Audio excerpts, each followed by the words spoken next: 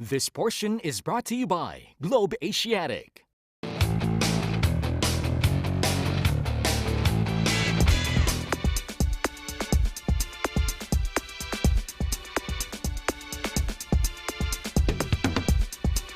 One of the functions of a homeowners association is to enforce certain rules and covenants.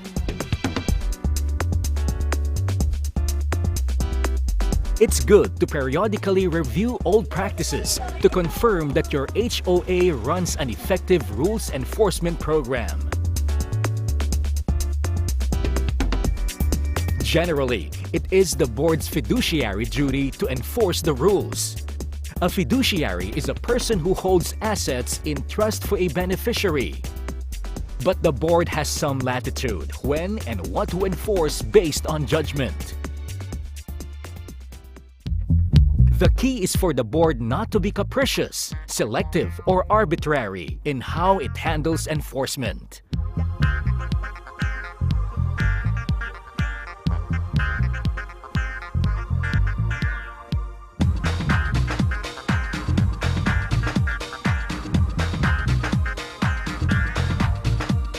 It is impractical to expect that a board can maintain absolute vigilance and catch every rule violation. Instead, the board should react appropriately when informed of a violation by a reliable source.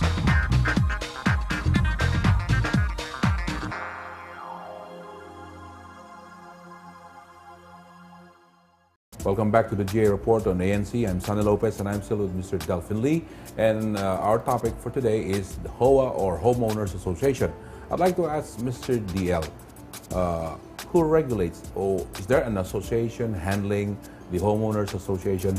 Sonny, there is a government agency on top of all of this. Well, I'll give you what process we have to undergo. Okay. We have to start formulating an association. As a developer, the association will be registered with HLURB. Okay. This is the Housing and Land Use Regulatory Board. Okay.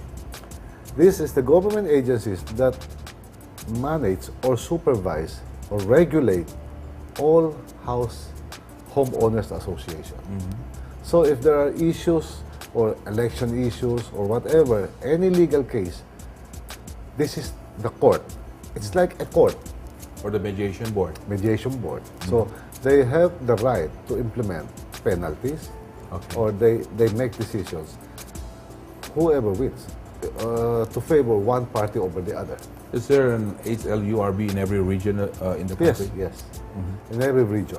But let me ask you again, I want to go back. When do you start organizing? What percentage of the total units? Actually, you start organizing the moment you start your development or the moment you sell the first house. So a lot of homeowners would demand that the developer turns over to the association prematurely.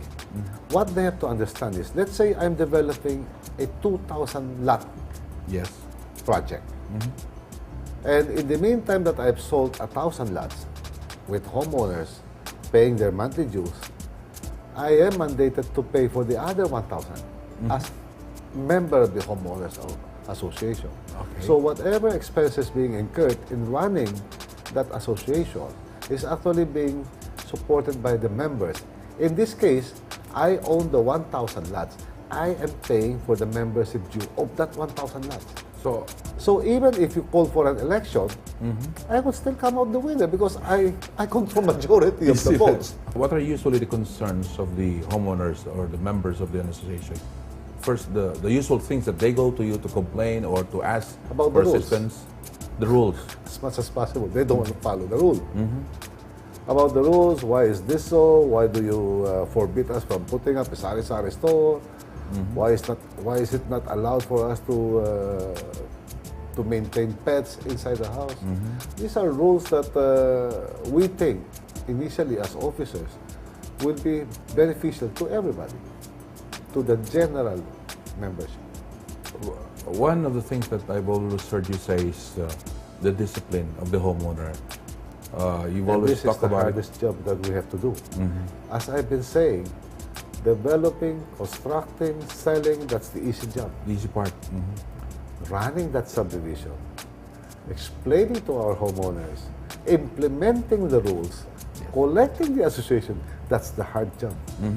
And many of those who do complain are those who are not religious in the payment of their dues. Exactly.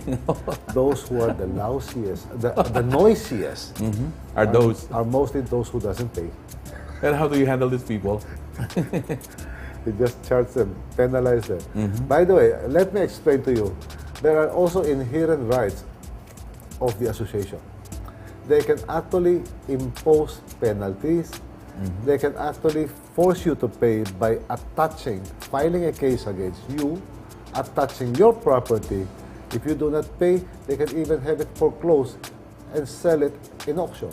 As a word of warning also, if for anybody, all of our viewers, if you're planning to buy an existing condominium unit or maybe an existing housing unit in a subdivision, please do check and clear up the account of the previous owner with the association, because they can prevent you from moving in until you have cleared all the accounts of the previous buyer, of the previous homeowners. They have the right to do it. Most of your projects are high maintenance projects because of the amenities that you have. We have a lot of amenities, and we have computed also how much it would cost a homeowner to maintain these facilities. And it's not really that much, especially in terms of volume of our units. So typically for our Severa, we're charging only 300 pesos a month. And you get to enjoy all the facilities that we have. You have lifeguards, right, in your pools? We have lifeguards because we feel this is our moral obligation. If something happened to our homeowners, we would be morally obligated. You have ambulances also and we fire have ambulances trucks, right? on standby, we have fire trucks, we have security guards, we have our street lights. We do our own garbage collection. What use is developing a nice project if it's going to be left unmaintained? If you have 6,000 families, 6,000 houses in one community, are you going to depend on the government to send you the ambulance if there's a need for one? Are you going to depend for the government to send you a fire truck if there's a need for one? So let me also reiterate here that if the roads, all of these roads, streetlights are owned by the association.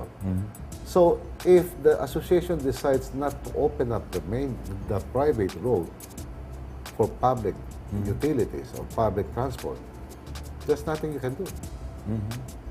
Because legally, the owner of that road lot is the association. The association. Is the homeowners. So we have the right to impose and put up gates. Yes. So and up to that point, this is a private property. Already. So you abide by our rules. Ladies and gentlemen, we'll have another break. And after the break, we'll go to the concluding portion of today's program.